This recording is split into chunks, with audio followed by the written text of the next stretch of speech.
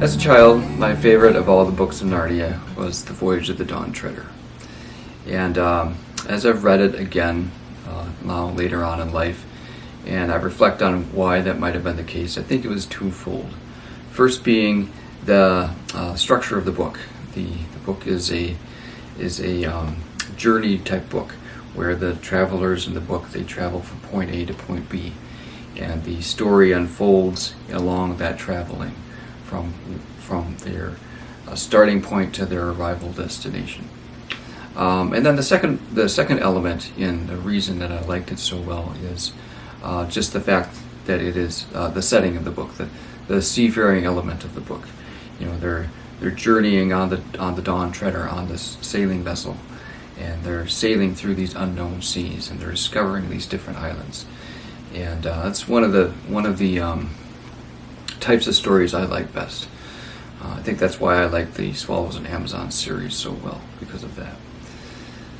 To recap the story succinctly, we have Edmund and Lucy, who have been to Narnia before, in the Prince Caspian and the Lion, the Witch, and the Wardrobe, and they're joined by their cousin Eustace.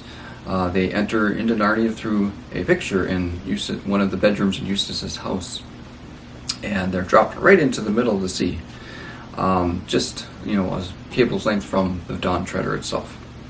And so they're picked up by the Dawn Treader, and whom should they discover but Prince Caspian, well, now King Caspian, sailing to the eastern seas. And Caspian relays the story to them. And let's read that now, actually, just to put it in the book's own words. "Well," said Caspian, "that's rather a long story. Perhaps you remember that when I was a child, my usurping Uncle Murez got rid of 7 friends of my father's, who might have taken my part, by sending them off to explore the unknown eastern seas beyond the Lone Islands." "Yes," said Lucy, "and none of them ever came back." "Right.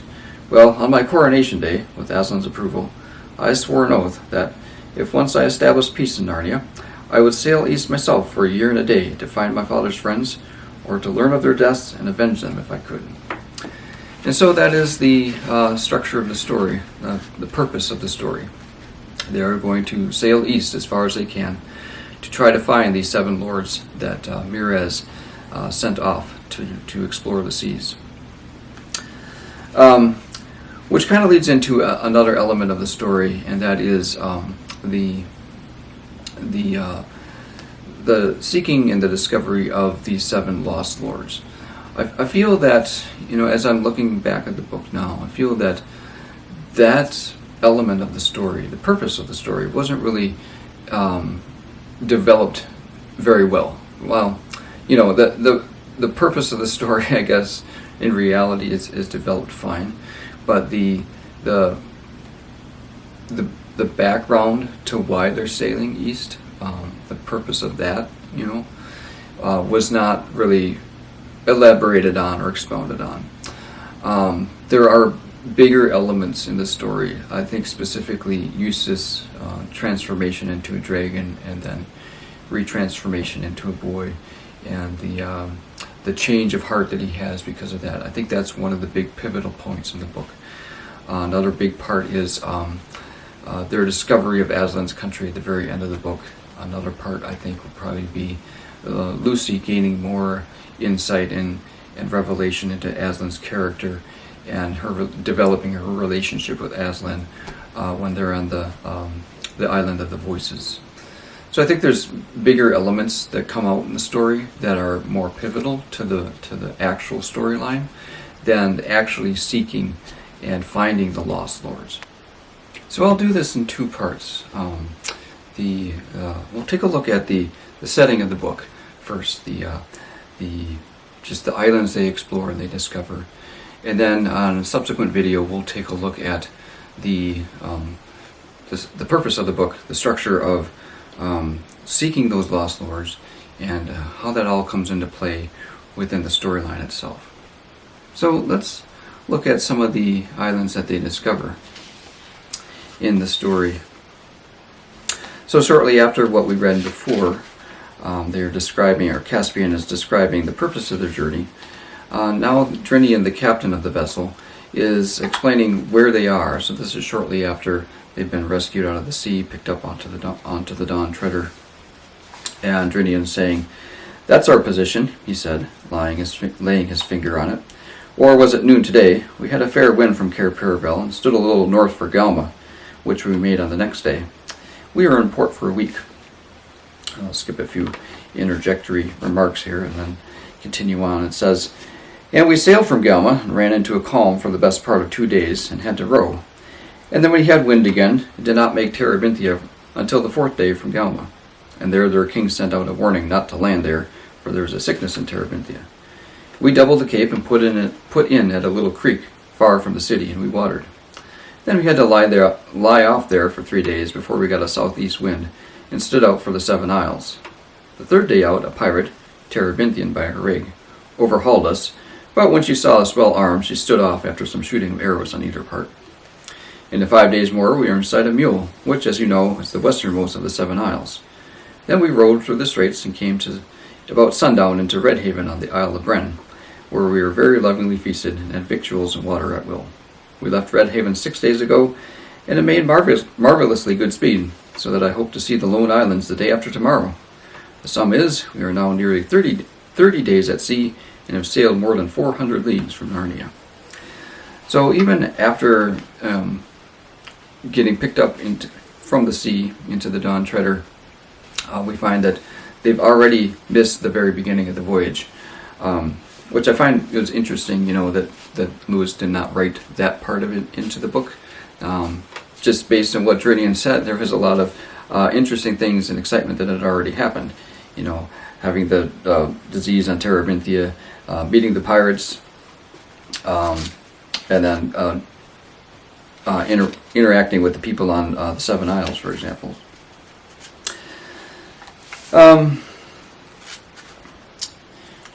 I guess I left off a part here I should read as well. It says, right after Drinian was saying these things, Lucy said, "And after that, the Lone Islands?"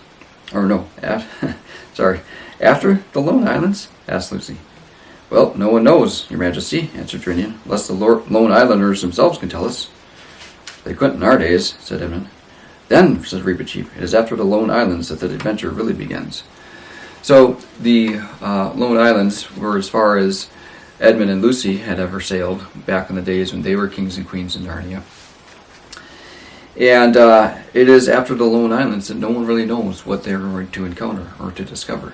So that's one of the joys of reading this book, is especially reading it for the first time. You don't know. You're in the same position as the characters themselves. We do not know what we're going to discover as we go through the book. So that's what makes the reading of this book, especially first time around, really exciting, because you are discovering these islands just as they are as we go along. Description of the Lone Islands themselves. Next.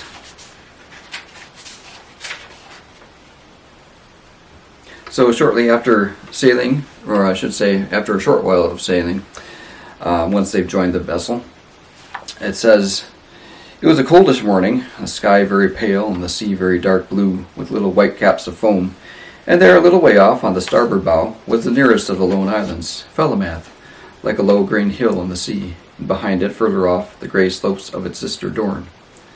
"Same old Felamath, same old Dorne," said Lucy, clapping her hands. "Oh, Edmund, how long it has been since you and I saw them last."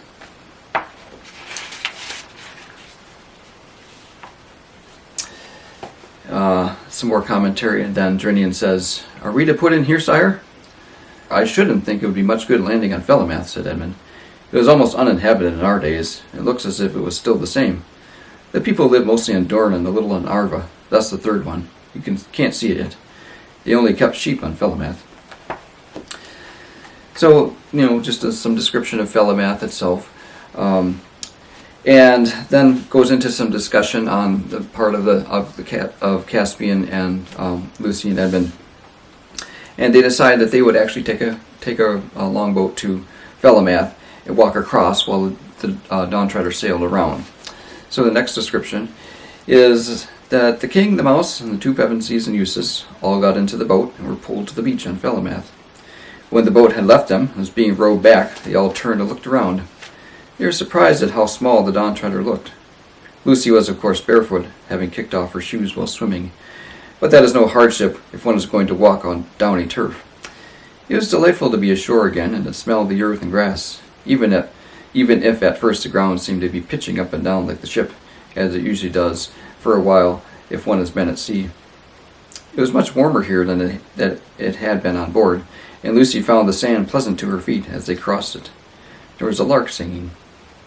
They struck inland and up a fairly steep though low hill, and at the top, of course, they looked back, and there was the Dawn Treader, shining like a great bright insect, and crawling slowly northward with their oars. Then they went over the ridge, and they could see her no longer. Dorn now lay before them, divided from Felamath by a channel about a mile wide, and behind it, and a little to the left, lay Arva. The little white town of Narrowhaven on Dorn was easily seen. So it's just a nice description of them walking across, a low-lying hill country of Dorn, walking across in the downy turf, and then getting to the ridge and going down, and then they can see Arva and I'm sorry, I said Dorn, Felamath, walking across Felamath, and they can see Dorn and Arva off, a little ways away from this island. So the story on Felamath takes place for a few chapters. They discover one of the Lost Lords there, and they go through a chain of events where they have to stop a slave trade there, and there's multiple different items that they have to accomplish there on Felamath before they continue on their journey. So we'll pick it up once they're prepared to leave. It says, "They were preparing to leave all known lands and seas behind them now, and the fullest preparations had to be made. The Dawn Treader was emptied and drawn up on land by 8 horses over rollers, and every bit of her was gone over by the most skilled shipwrights. Then she was launched again and victualled and watered as full as she could hold, that is to say, for 28 days. Even this, as Edmund noticed with disappointment, only gave them a fortnight's eastward sailing before they had to abandon their quest.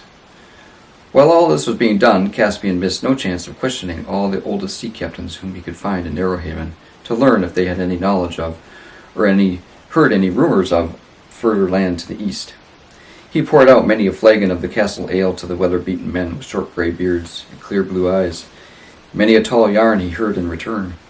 But those who seemed the most truthful could only tell of no lands beyond the lone islands, and many thought that if you sailed too far east, you'd come into the surges of a sea without lands that swirled perpetually around the rim of the world.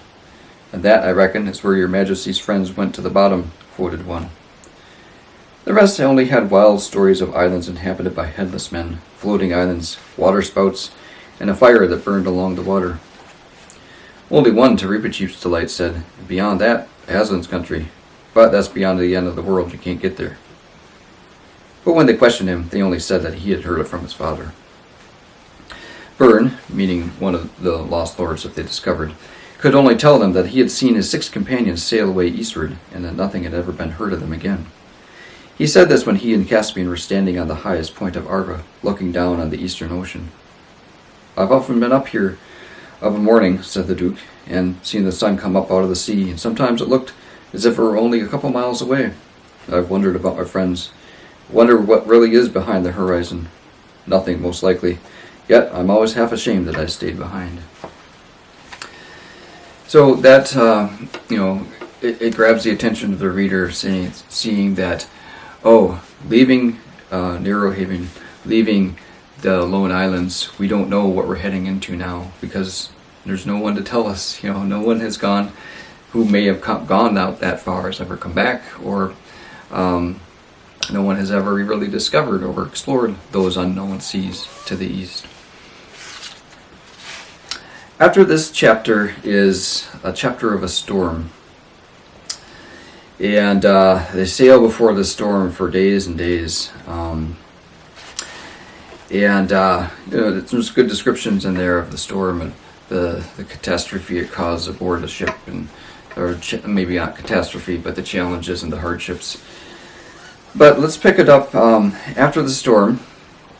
And The first part of this reading here goes into Eustace keeping a journal at one point, and so we'll pick it up in Eustace's journal. It says, September 9th, land in sight, a very high mountain a long way off to the southeast. September 10th, the mountain is bigger and clearer, but still a long way off. Gulls again today for the first time since I don't know how long. September 11th, caught some fish and had them for dinner. Dropped anchor at about 7 p.m. in 3 fathoms of water in a bay of this mountainous island. That idiot Caspian wouldn't let us go ashore because it was getting dark. He was afraid of savages and wild beasts. Extra water ration tonight. So we see our first introduction to the first undiscovered land that they've come across. They had heard nothing of this mountainous island, and here they are discovering it. So I think in the story, this was probably my favorite scene. Maybe not this part of the page of the book, but the discovery of this island itself, the description of this mountainous island. And because, is my favorite because it is the first of the unknown lands that they discover. So a very mysterious place, a very foreboding place, as we'll see. As you read through it, you get a sense of discovering it. Like I mentioned, just like the characters in the book are. So let's continue on with the description of this island. When morning came, with a low gray sky but very hot, adventurers found that they were in a bay encircled by such cliffs and crags. It was like a Norwegian fjord. In front of them, at the head of the bay, there was some level land heavily overgrown with trees that appeared to be cedars, through which a rapid stream came out. Beyond that was a steep ascent ending in a jagged ridge, and beyond that a vague darkness of mountains, which ran into dull-colored clouds so that you could not see their tops. The nearer cliffs at each side of the bay were streaked here and there with lines of white, which everyone knew to be waterfalls, though at this distance they did not show any movement or make any noise. Indeed, the whole place is very silent, and the water of the bay is smooth as glass. It reflected every detail of the cliffs. The scene would have been pretty in picture. It was rather oppressive in real life. It was not a country that welcomed visitors. Later on in this chapter, there's more description of the island itself, and we find that there's a lot of unknown valleys in this island, very mountainous place, and just in that description of the waterfalls, they could see the streaks of the water on the mountainside, but they couldn't hear anything, and they knew that those must be waterfalls so far away you couldn't even see anything. So that gives us a picture of the immensity of the island, which adds, for me, it added to my fascination with this island specifically in the book, because of how big this place probably was. It was very big, but they really didn't do a lot of exploring, which in one sense was kind of disappointing because there's probably so much to find on this island, so rugged and undiscovered as it was. But as it was, in what happened on this island, they didn't want to stay long, I suppose.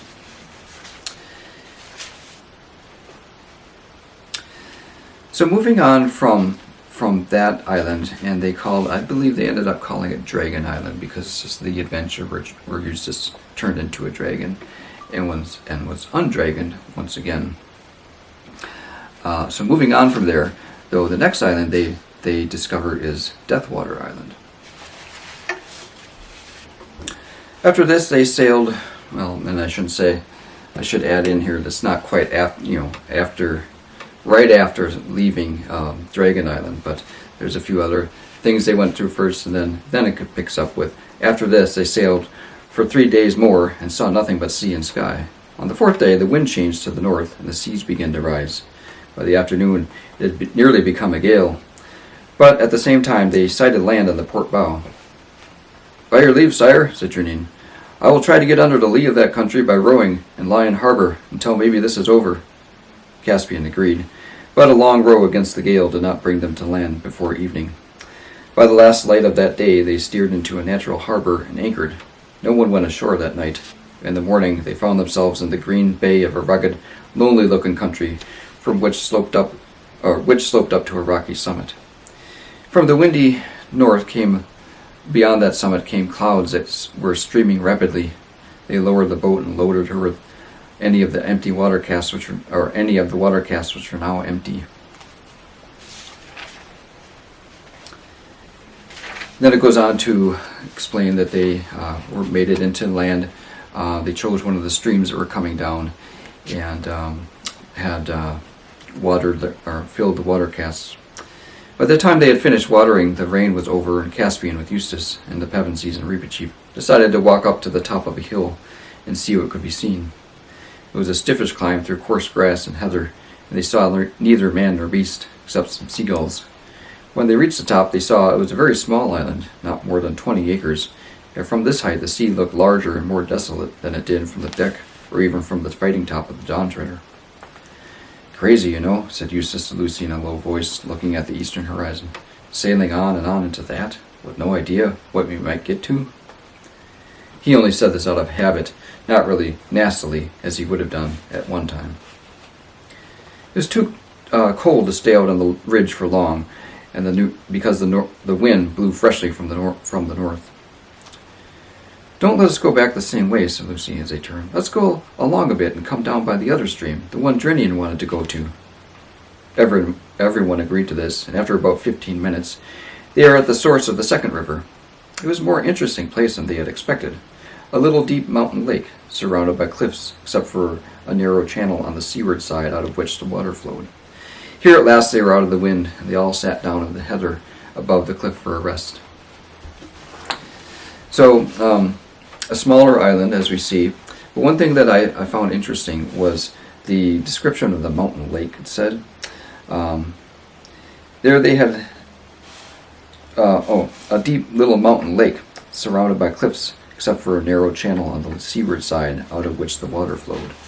So despite the fact that it's a small island, 20 acres in extent, and I can kind of picture what a size of 20 acres would be, yet there is described a mountain lake. So the lake must be pretty small in reality, more like a pool or a pond possibly, because it can't take up much of the 20 acres, I would assume.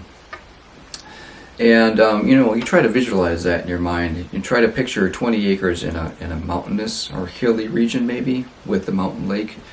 To me, it's kind of a little difficult to picture. It's not as easy to picture as the probably massive island that Dragon Island was. So it's an interesting place. The next island they get to, or the next island I want to look at least, they also get to Dark Island, I believe it is.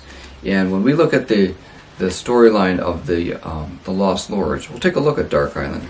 But there's not really much to say descriptive-wise about Dark Island in this reading. So let's skip on to the Island of the Voices. So they have gone through their adventure on Dark Island. They've sailed on probably for quite a ways since then as well. So at this point they are several weeks into their journey, I'm sure. Many hundreds of leagues from where they were first picked up in the sea. And they finally arrive at an island that is probably the most interesting of the islands, because it's not an uninhabited island. It's not a mountainous island that they've found. So let's look at the description of the Island of the Voices. They sailed and sailed before a gentle yet steady breeze, and saw neither fish nor gull nor ship nor shore. Stores began to get low again, and it crept into their hearts that perhaps they might have come to a sea which went on forever. But when the very last day, on which they thought they could risk continuing their eastward voyage, dawned, it revealed, right ahead of them, between them and the sunrise, a low land lying like a cloud. They made harbor in a wide bay about the middle of the afternoon and landed. It was a very different country than from any of those they had yet seen. For when they crossed the sandy beach, they found it all silent and empty, as if it were an uninhabited land. But before them there were level lawns, on which the grass was smooth and short as it used to be on the grounds of the great English houses where 10 gardeners were kept. The trees, of which there were many, stood well apart from one another, and there were no broken branches or leaves lying on the ground. Pigeons sometimes cooed, and there was no other noise.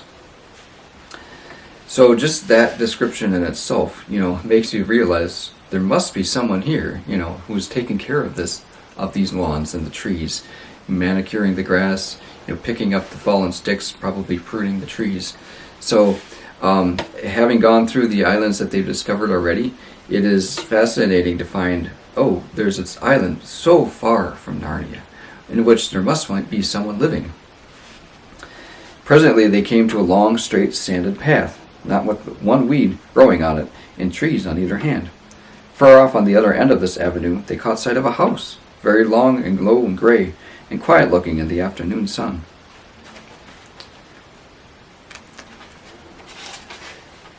The house itself, let me skip ahead a couple pages to look at that. A few little events happen, and while these had been happening, the others had reached the house. It was a low building, only 2 stories high, made of beautiful mellow stone, many-windowed and partially covered with ivy. Everything was so still that Eustace said, "I think it's empty." But Caspian silently pointed to the column of smoke which rose from the chimney. So,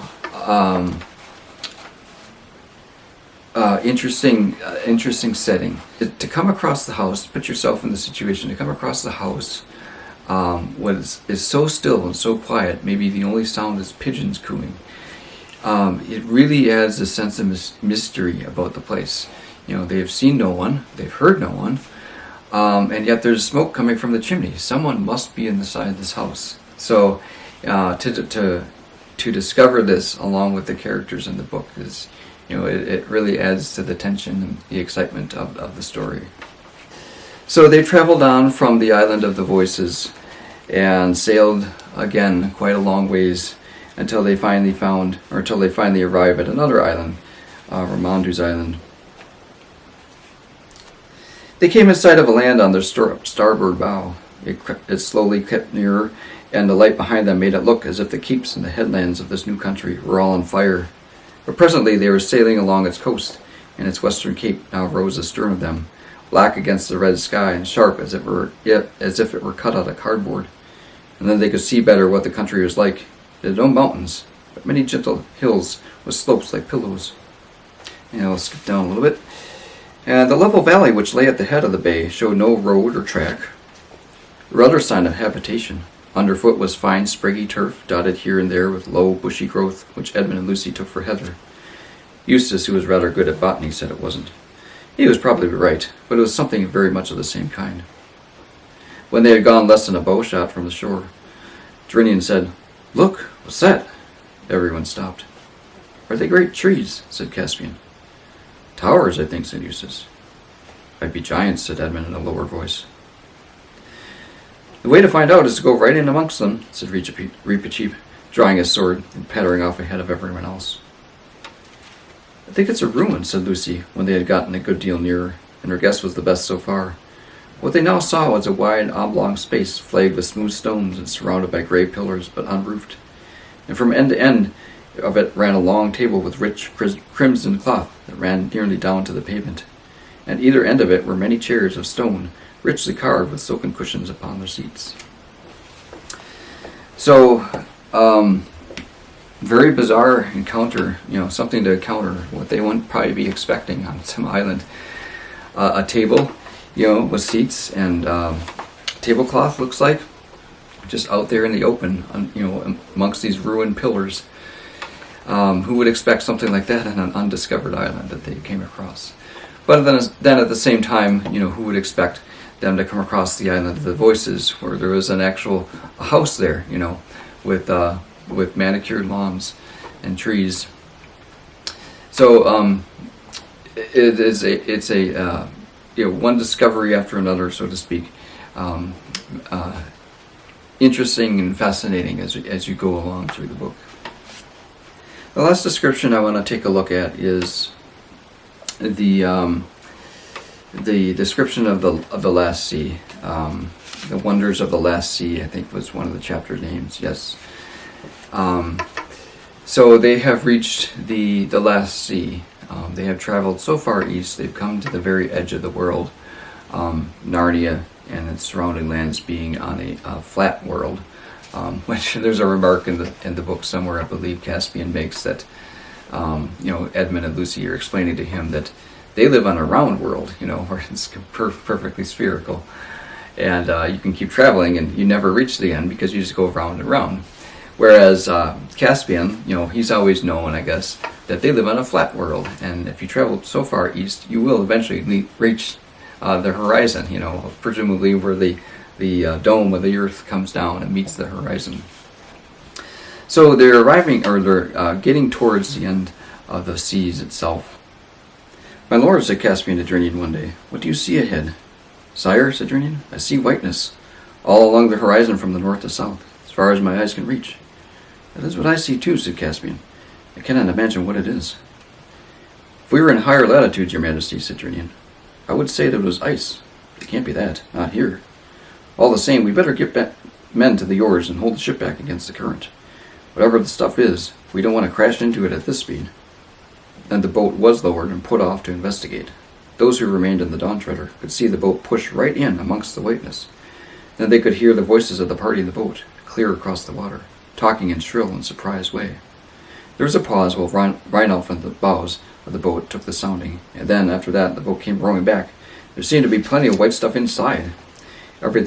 Everyone rowed or crowded to the side to hear the news. "Lilies!" shouted Reinolf, standing up in the bows. So they discover that there are lilies growing right there in the sea. And the amazing thing about these lilies is, I'll keep reading here. "Day after day, from all those miles and leagues of flowers, there rose a smell which Lucy found it very hard to describe. Sweet, yes, but not at all sleepy or overpowering. A fresh, wild, lonely smell seemed to get into your brain and make you feel that you could go up mountains at a run or wrestle an elephant." She and Caspian said to one another, "I feel I can't stand much more of this, yet I don't want it to stop." So there's lilies in the sea, and the amazing thing is, day after day, so they're traveling through these lilies now, just traveling, and all they see all around them in the expanse of the sea, there's this whiteness.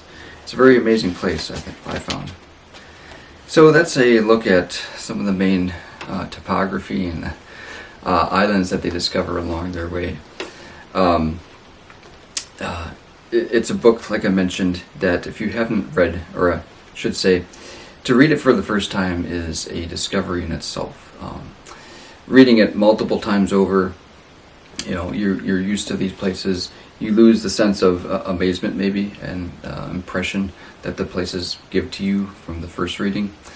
But it's still a wonderful story, just in its descriptive quality and its